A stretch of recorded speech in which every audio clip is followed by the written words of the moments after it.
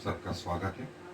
और हमारा आज का विषय है थुआतीरा की कलीसिया, जिसका वर्णन जो है प्रकाशित वाक्य दूसरा अध्याय पद 18 से जो है 29 आयत तक पाया जाता है। सो मेरे साथ निकालें प्रकाशित वाक्य की पुस्तक दूसरा अध्याय पद 18 से अध्याय के अंतिम आयत तक, और यहाँ इस प्रकार लिखा है, और थुआतीरा की कलीसिया के दूत को यह लिख कि परमेश्वर का पुत्र, जिसकी आंखें आग की ज्वाला की नाई और जिसके पांव उत्तम पीतल के समान है, वह कहता है कि मैं तेरे कामों और प्रेम और विश्वास और सेवा और धीरज को जानता हूँ, और यह भी कि तेरे पिछले काम पहलों से बढ़कर हैं, पर मुझे तेरे विरुद्ध यह कहना है कि तू उस स्त्री इजबेल को रहने देता है, जो अपने आप को भविष्यवक्तानी कहती है और मेरे दासों को व्यभिचार करने और मूर्तों के आगे के बलिदान खाने को सिखलाकर भरमाती है। मैंने उसको मन फिराव के लिए अवसर दिया, पर वो अपने व्यभिचार से मन फिराना नहीं चाहती। देख, मैं उसे खाट पर डालता हूँ, और जो उसके साथ व्यभिचार करते हैं, यदि वे भी उसके से कामों से मन न फिराएंगे, तो उन्हें बड़े क्लेश में डालूंगा और मैं उसके बच्चों को मार डालूंगा। और तब सब कलीसियाएं जान लेंगी कि हृदय और मन का परखने वाला मैं ही हूँ, और मैं तुम में से हर एक को उसके कामों के अनुसार बदला दूंगा। पर तुम थुआतीरा के बाकी लोगों से, जितने शिक्षा को नहीं मानते और उन बातों को जिन्हें शैतान की गहरी बातें कहते हैं नहीं जानते, यह कहता हूँ कि तुम पर और बोझ न डालूंगा, पर हाँ, जो तुम्हारे पास है उसको मेरे आने तक थामे रहो। जो जय पाए और मेरे कामों के अनुसार अंत तक करता रहे, मैं उसे जाति जाति के लोगों पर अधिकार दूंगा, और वह लोहे का राजदंड लिए उन पर राज्य करेगा। जिस प्रकार कुम्हार के मिट्टी के बर्तन चकनाचूर हो जाते हैं, वैसे मैं भी ऐसा ही अधिकार अपने पिता से पाया है, और मैं उसे भोर का तारा दूंगा। जिसके कान वो सुन ले कि आत्मा कलीसियाओं से क्या कहता है। सो मेरे साथ आए थुआतीरा की कलीसिया। थुआतीरा की कलीसिया के दूत को यह लिख कि परमेश्वर का पुत्र, जिसकी आंखें आग की ज्वाला और जिसके पांव उत्तम पीतल के समान है, यह कहता है। सो प्रभु जो है इस थुआतीरा की कलीसिया के जो है कहते हैं, और ये थुआतीरा जो है एशिया माइनर में जो है लीदिया और मेसिया, जिसका आधुनिक नाम जो है अखेसार। अखेसार का मतलब होता है white castle. White castle Hindi में कहे श्वेत सिंहासन या श्वेत राज्य, जो है पूरा महल जो है कैसल जिसको बोलते हैं। और ये उन 7 चर्चों में या 7 कलीसिया में एक और महत्वपूर्ण कलीसिया थी।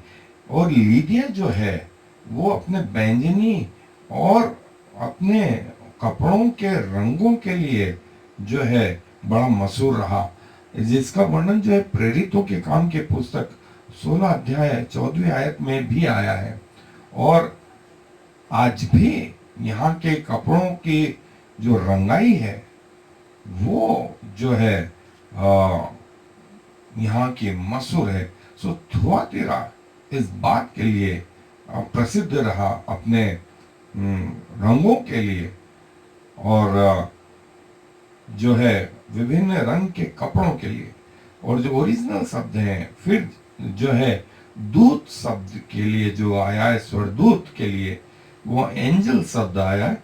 और ग्रीक में एजिलॉस या messenger, to bring a message announce, जो परमेश्वर का सुसमाचार है उसके लिए जो स्वरदूत दूत निर्धारित किए गए वो हैं एजिलॉस।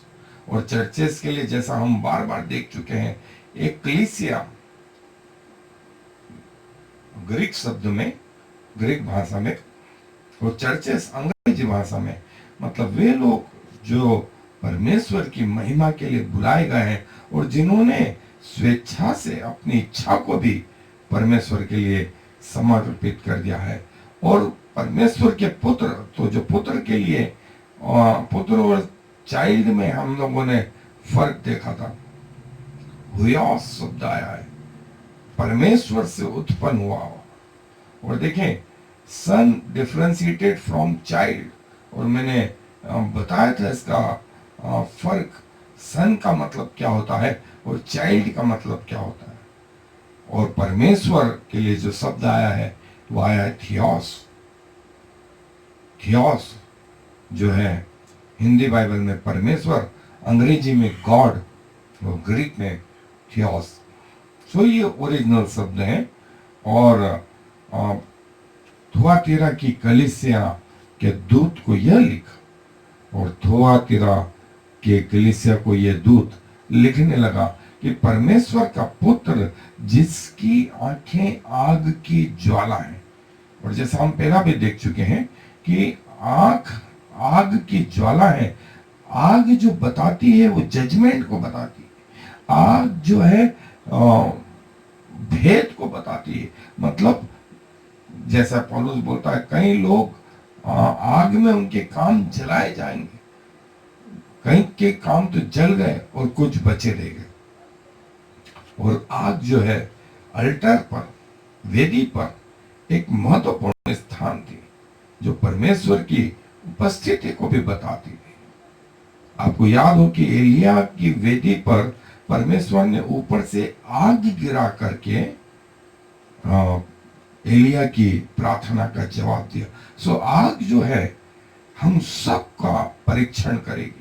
हम सबको इस आग के सामने से गुजरना होगा कि जिसके काम सत्य हैं और जिसका जजमेंट जो है स्वयं परमेश्वर करेंगे। कोई स्वर्गदूत नहीं, कोई दूत नहीं, कोई चर्च नहीं, कोई व्यक्ति नहीं, लेकिन स्वयं प्रभु यीशु मसीह ये जज करेंगे।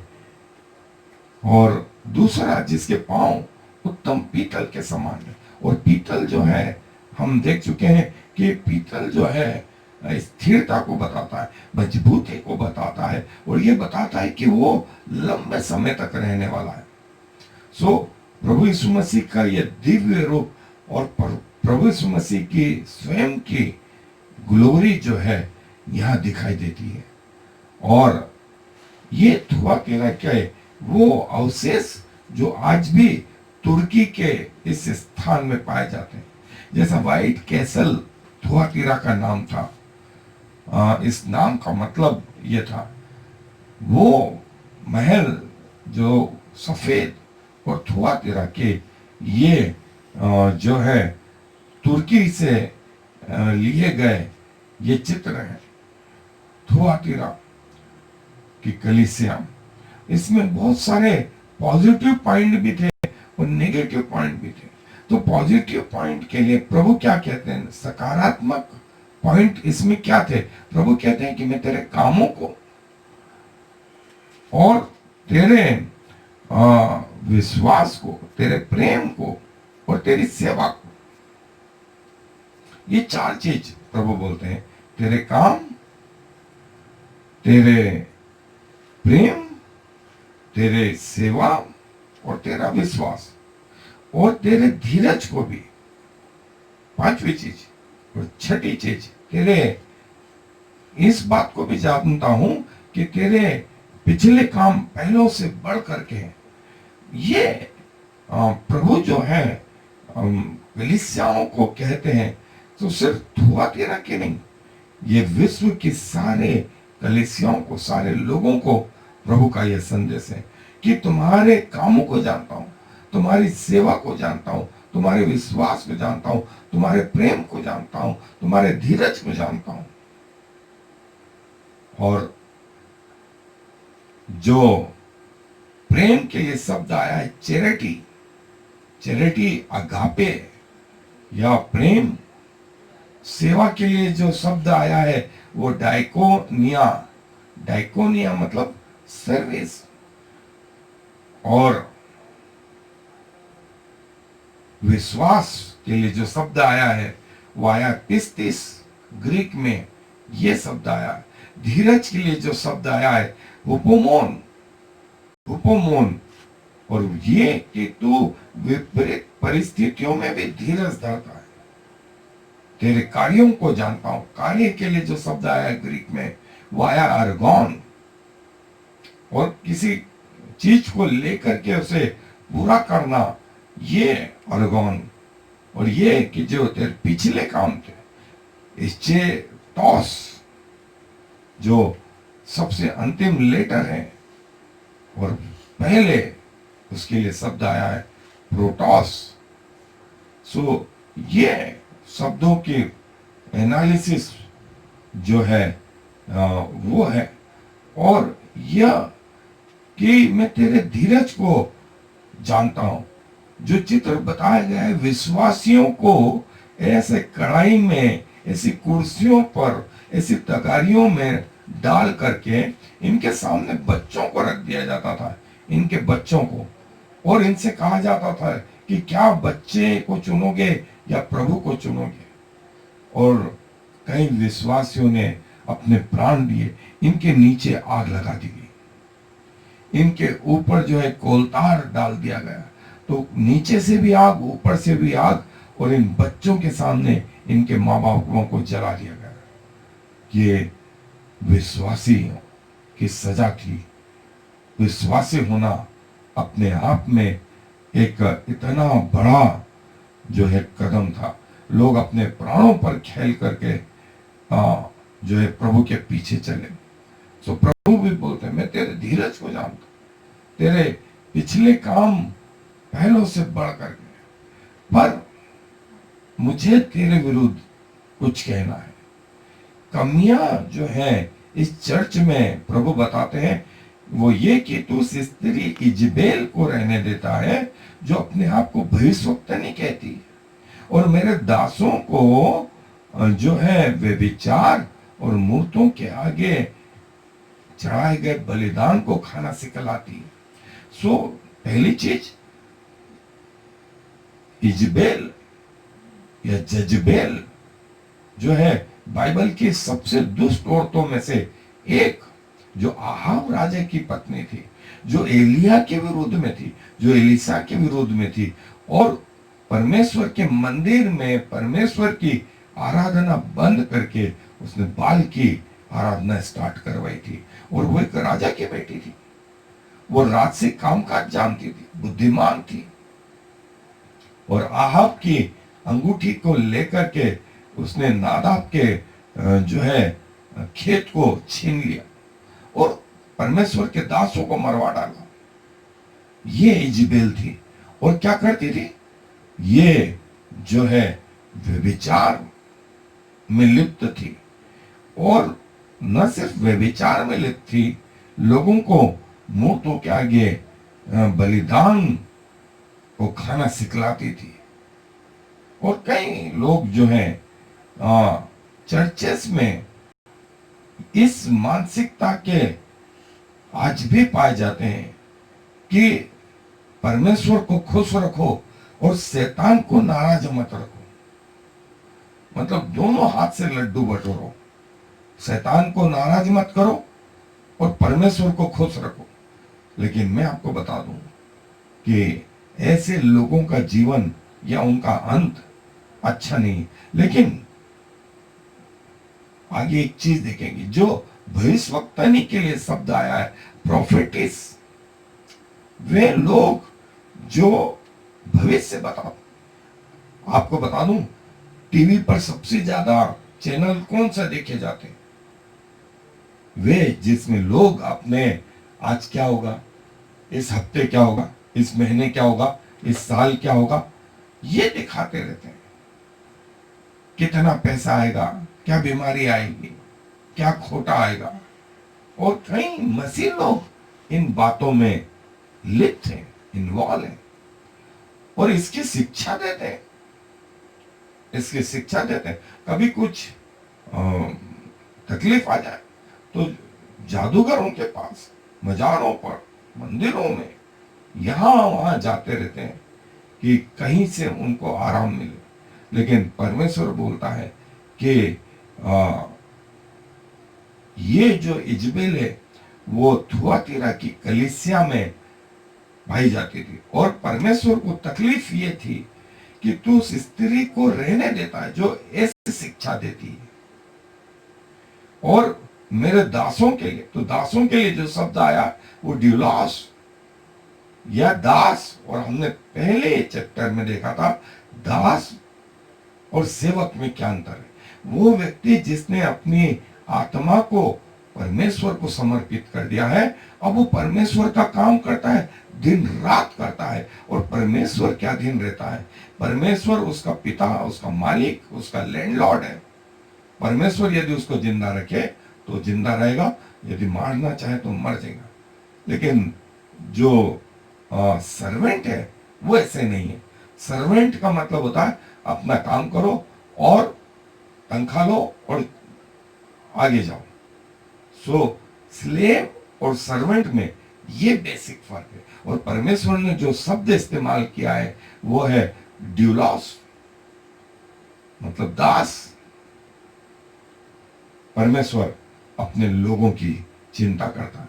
और ये स्त्री इजबेल लोगों को जो है व्यभिचार करना और जो है मूर्तों के आगे बलिदान खाने को सिखला करके चर्चेस में दासों को भरमाती है। वो व्यभिचार में लिप्त है, दुनिया में लिप्त है। लोग कलीसिया के इसके पीछे पीछे हैं। ये वो स्त्री है या इजबेल की वो आत्मा है जो चर्चेस में लोगों में काम करती है। और कई लोग जो है शैतान के अधीन रह करके इन लोगों के काम करते हैं, इन जैसे काम करते हैं। और ये जो है शैतान की सेवा करते हैं। अब देखें परमेश्वर की करुणा देखें। परमेश्वर बोलता है कि मैंने उसे मौके दिए कि वो अपने व्यभिचार से बदल जाए और मन फिराए, पर वो मन फिराना नहीं चाहती। सो इतना पापी होने के बावजूद परमेश्वर ने मौके दिए। मैं एक सुसंदेश आज का ये है कि आपके पाप कितने भी बुरे क्यों ना हो, परमेश्वर यदि आज आपको मौके दे रहा है तो उसका फायदा उठाए। परमेश्वर ने इजबेल को मौका दिया और कहा आगे कि लेकिन वो अपने व्यभिचार से मन फिराना नहीं चाहती। लेकिन मौका तो दिया, मौका तो दिया ताकि इजबेल नहीं कह सके कि मुझे मौके नहीं मिले। और मौके के लिए जो शब्द आया है क्रोनोस, मौके पे मौके, मौके पे आपकी मृत्यु तक मौके मिले। और जैसे प्रभु यीशु मसीह के सूली के दोनों बाजू दो डाकू थे, मौके मिले, मर रहे हैं, थोड़ी देर बाद दोनों मर जाएंगे, लेकिन एक ने अपना मन फिरा लिया और प्रभु ने उससे प्रतिज्ञा की आज ही तू मेरे साथ स्वर्ग लोक में होगा। और दूसरा एक और महत्वपूर्ण शब्द है मन फिरा। मैंने आपको मन फिराना और सॉरी, रिपेंट और सॉरी, इसका फर्क बताया। सच्चा पश्चाताप जीवन परिवर्तन करता है और सॉरी में कोई जीवन परिवर्तन नहीं होता है। और सॉरी मतलब आज माफी मांग ली और कल फिर से उस पाप में लिप्त हो गए। लेकिन रिपेंट कोशिश करता है कि फिर से उन गलतियों को न दोहराए। और मैंने मौके दिए, मैंने उसको मौके दिए कि वो अपने पापों से मन फिराए। अब वो मन फिराना नहीं चाहती तो मैं ऐसा करूंगा कि जो है मैं उसको खाट पर डालता हूं कि जो उसके साथ व्यभिचार करते हैं, यदि वे भी उसके से कामों से मन न फिराएंगे तो उन्हें बड़े क्लेश में डालूंगा। और प्रभु जो है कहते हैं कि मैंने उसको मौके दिए। अब न सिर्फ उसको मौके दिए, वरन जो उसके साथ व्यभिचार में लिप्त थे उनको भी मौके दिए। अब यदि वे मन नहीं फिराएंगे तो उनको खाट पे डाल करके उनका न्याय करूंगा, उनको बड़े क्लेश में डालूंगा। और क्लेश के लिए जो शब्द आया है तिप्सिस, या मैं उनको क्रश कर दूंगा। वे अपने कामों से मन नहीं फिराना चाहते। काम के लिए जो शब्द आया है, अंग्रेजी में तो डीड्स आया है, अर्गोन ग्रीक में आया है। और जो आपको टारगेट दिया गया है, टास्क दिया गया है, वो यदि वो पूरा होता है, जो आप करते हैं उसको काम की परिभाषा बोली गई। यदि उसके साथ के लोग मन नहीं फिराएंगे तो उन्हें भी दंड दूंगा और उनके बच्चों को मार डालूंगा। और तब सब कलीसियाएं जान लेगी कि हृदय और मन का परखने वाला मैं ही हूं, और हर एक को उसके कामों के अनुसार प्रतिफल दूंगा। यदि वे मन न फिराएंगे तो उनके बच्चों को भी मार डालूंगा। और प्रभु ने कहा, यदि तुम मुझसे प्रेम करोगे तो तुम्हारी हजारों पीढ़ियों पर करुणा करूंगा, अन्यथा तुम्हारे 7 पीढ़ियों तक उसका पलटा लेता रहूंगा। और तब सब कलीसियाएं जान लेंगी कि हृदय और मन का परखने वाला मैं हूं। सो ये एक व्यक्तिगत जीवन है आपका और परमेश्वर का। परमेश्वर के किसी दास ने ये गीत गाया है कि मैं जानूं और मेरा खुदा जाने। मैं जानता हूं और मेरा खुदा जानता है कि मैं उसके प्रति कितना वफादार हूं, मैं उसके प्रति कितना ईमानदार हूं। मुझे किसी और को हिसाब किताब नहीं देना है। मुझे किसे हिसाब देना है? परमेश्वर को हिसाब देना है। और परमेश्वर बोलता है तब मैं प्रत्येक को, एवरीवन, प्रत्येक को उसके कामों के अनुसार प्रतिफल दूंगा। और हम देख चुके हैं जजमेंट में परमेश्वर के क्या क्राइटेरिया रहेंगे। सो आप पुराने जो एपिसोड है उसमें जजमेंट एक पार्ट है, आप खोल करके देख सकते हैं। इजबेल एक पार्ट है, आप खोल करके देख सकते हैं। फॉल्स प्रोफेट निकोलोइयों और बिलाम जो है, इनके बारे में मैंने डिटेल में बताया है। आप पुराने एपिसोडों को खोल करके YouTube पर देख सकते हैं। लेकिन परमेश्वर की दया लोगों पर अंत तक बनी रही। मैं हृदय और मन, हृदय के लिए शब्द आया है कार्डिया, ग्रीक शब्द है कार्डिया, और जो समझता है, जो जिसमें भय है, जिसमें खुशी है, जिसमें दुख है, जिसमें क्रोध है। और मन जो है आपके ब्रेन के अंदर का हिस्सा, जो आपके दोनों भेजों के बीच में होता है। और परमेश्वर ने आपको जो आत्मा दिया है वो इस हिस्से में है। और इसीलिए परमेश्वर ने कहा था कि मेरा वचन तेरे आंखों के बीच में टीके का काम दे, क्योंकि इस टीका मतलब परमेश्वर के वचन के द्वारा उस मन की फीडिंग होती है। आंखों के द्वारा मन की फीडिंग होती है, कान से सुनने के द्वारा मन की फीडिंग होती है। और यीशु मसीह ने इसको ऐसा कहा कि जो मुंह से बाहर निकलता है वो मनुष्यों को अशुद्ध करता है। खाने पीने से मनुष्यों से अशुद्ध नहीं हो जाता, लेकिन जो मुंह से बाहर निकलता है वो मन से निकलता है। और मन को जो है ऊर्जा कहां से मिलती है? 5 सेंस से, आंख, नाक, कान, टच और टेस्ट। सो आप अपने मन के प्रति सावधान रहें। और जैसा प्रभु का वचन कहता, मन तो सबसे अधिक धोखा देने वाला है, इसके प्रति सावधान रहें। और प्रभु ने यह भी कहा कि मैं तुम्हारे हृदय में से पत्थर का हृदय निकाल करके तुम्हें मांस और लहू का हृदय दूंगा। सो मित्रों, ये प्रभु की प्रतिज्ञा है। और प्रभु बोलते हैं मन और हृदय का परखने वाला मैं हूं। इसलिए मत्ती रचित सुसमाचार में कहा, तुम्हारे मन के विचारों को मैं दूर से पढ़ लेता हूं। तुमने गलत सोच लाया, गलत रीति से आंखों से देखा, गलत रीति से सुना, इसका हिसाब लूंगा मैं। और ये मेरे पास नोटेड है, लिखा हुआ है। तुम्हारे पैदा होने से तुम्हारी मृत्यु तक हर हिसाब किताब मेरे पास लिखा हुआ है, ऐसा प्रभु बोलते हैं। सो मैं उसके बच्चों को मार डालूंगा, वे विचार से जन्मे वो बच्चों को मार डालूंगा, और तब कलीसियां जान लेगी कि मैं हृदय और मन का परखने वाला हूं।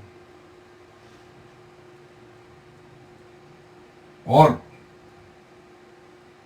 ये इजबेल को जब येहू नीचे आया तो उसने सेवकों से कहा, कौन मेरी तरफ है? और ये इजबेल निकल करके आई बाहर, तब उसने सेवकों से कहा कि इजबेल को फेंक दो, और उसको दूसरी अटारी से नीचे फेंक दिया गया, और नीचे आकर के वो मर गई। और कुत्तों ने, घोड़ों ने जो है उसको रौंद दिया, और कुत्तों ने आकर के उसके लहू को चाटा। ये इजबेल का अंत था। तो प्रभु जो है मौके देता है, और यदि वो मौके नहीं सुधरे तो प्रभु बोलता है फिर उनके अनुसार होगा। और तुम थुआतीरा के बाकी लोगों से जो इस शिक्षा को नहीं मानते और जो जिन्हें शैतान की गहरी बातें कहते हैं, उनसे कहता हूं कि मैं तुम पर और बोझ न डालूंगा। कई लोग चर्चेस में आकर के बाहर निकल के बोलते हैं कि आज का मैसेज बहुत अच्छा रहा, लेकिन दूसरे ने पूछा कि क्या मैसेज था? बोले ये नहीं मालूम कि क्या मैसेज था। मैसेज अच्छा था, लेकिन मैसेज से परिवर्तन क्या हुआ कुछ नहीं मालूम। कई लोग जो हैं उनके बोलने से हम लोग प्रभावित हो जाते हैं, लेकिन वास्तव में कई लोग जो हैं शैतान की गहरी बातें ऐसा कहते हैं, परमेश्वर की गहरी बातें ऐसा कहते हैं, लेकिन उससे कुछ समझे, उससे कुछ जीवन में परिवर्तन ना आया, उससे कुछ सीखे, वो नहीं हुआ। प्रभु कहता है कि मैं तुम पर और बोझ न डालूंगा।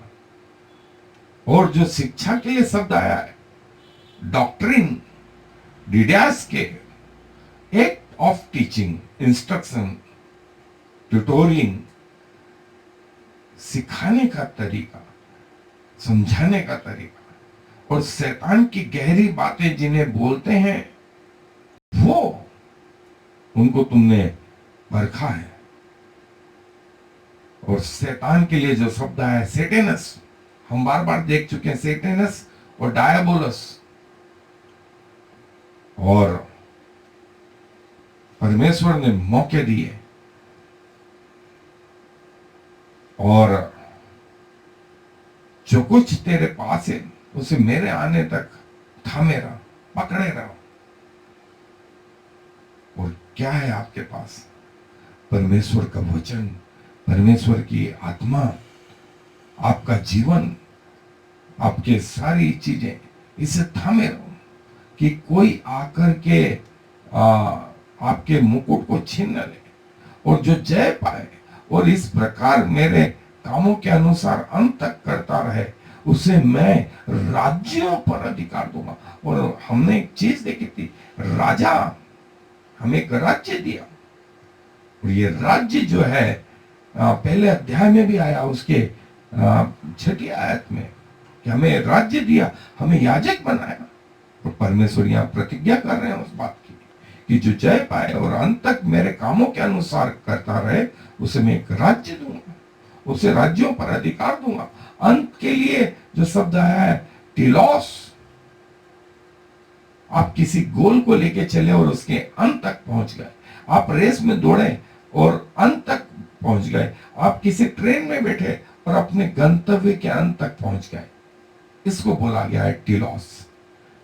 और अधिकार के लिए एक्सोयूसिया, अधिकार, आप डोमिनेट करेंगे। और सबसे पहला अधिकार पृथ्वी पर किसी को दिया गया था प्रभु की ओर से, वो आदम था। आदम ने जिस जिस के नाम रखे वो हो गए। पृथ्वी के सारे जीव जंतु उससे डरते हैं, आज भी डरते हैं। पहला राजा प्रभु ने आदम को बनाया था, लेकिन आदम ने शैतान की आज्ञा मान करके अपने आप को उसके अधीन कर दिया।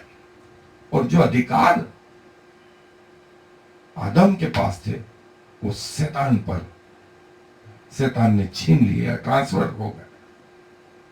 और नेशंस, राज्यों के लिए जो शब्द आया एथेनोस, और राज्य, ये इसका मतलब है। और मैं तुझे राज्य दूंगा, मैं तुझे राज्य दूंगा, मैं तुझे राज्य दूंगा।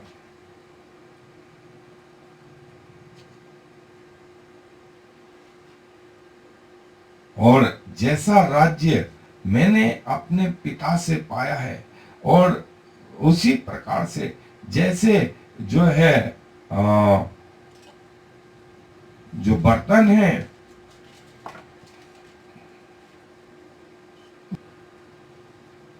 27 आयत में, और वो लोहे का राजदंड लिए हुए उन पर राज्य करेगा, जिस प्रकार कुम्हार के मिट्टी के बर्तन चकनाचूर हो जाते हैं, जैसे कि मैंने भी ऐसा ही अधिकार अपने पिता से पाया है। और ऐसा अधिकार पोइमेनियो, शेपर्ड, चरवाहा, जो अपनी भेड़ों को चराता, और टुकड़े टुकड़े, सन ट्राइबो, जो टुकड़े टुकड़े, फादर के लिए जो शब्द आया है वो पाटर, मतलब पिता या फादर। जैसा मैं लोहे का राजदंड लिए हुए लोगों पर राज्य करता हूं, वैसा ही अधिकार मैं अपने लोगों को भी दूंगा। उस समय तो क्रूस उठाया था, आज वो राजाओं का राजा और प्रभुओं का प्रभु है, और पिता के दाहिने हाथ विराजमान है। और अपनी आंखें प्रभु की ओर लगाओ, वह हमारा अगुवा है, वो हमारा फ्रंट लीडर है, वो हमारा कमांडर है। हम उसके दास, उसके सेवक, उसके बच्चे, उसके पीछे पीछे उसको फॉलो करेंगे। और मैं उसे एक भोर का तारा दूंगा। और भोर का तारा पर जो है कि स्टडी जो है हमने पहले ली हुई है। भोर का तारा दूंगा, प्रभु यीशु मसीह ने अपने आप को भोर का तारा कहा, और शैतान गिरने के पहले भोर का तारा कहलाता था, लूसीफर उसका नाम था। सो भोर का तारा शैतान के लिए भी उपयोग में आया, भोर का तारा प्रभु यीशु मसीह के लिए भी उपयोग में आया, और भोर का तारा विश्वासियों के लिए भी उपयोग में आया। और मैं तुझे भोर का तारा दूंगा जो चमकता है, जो उजाले में भी चमकता रहता है, जिसके कान हो वो सुन ले कि आत्मा कलीसियाओं से क्या कहता है। जैसे मैंने बताया, क्यों प्रभु ने ये कहा, क्योंकि लोगों के कान होते हुए भी बहरों जैसा व्यवहार था, आंखें रहते हुए भी अंधों जैसा व्यवहार था, मन होते हुए भी जो है इंसेन या पागलों की तरह का व्यवहार था। वो डिसीजन ही नहीं ले पा रहे थे।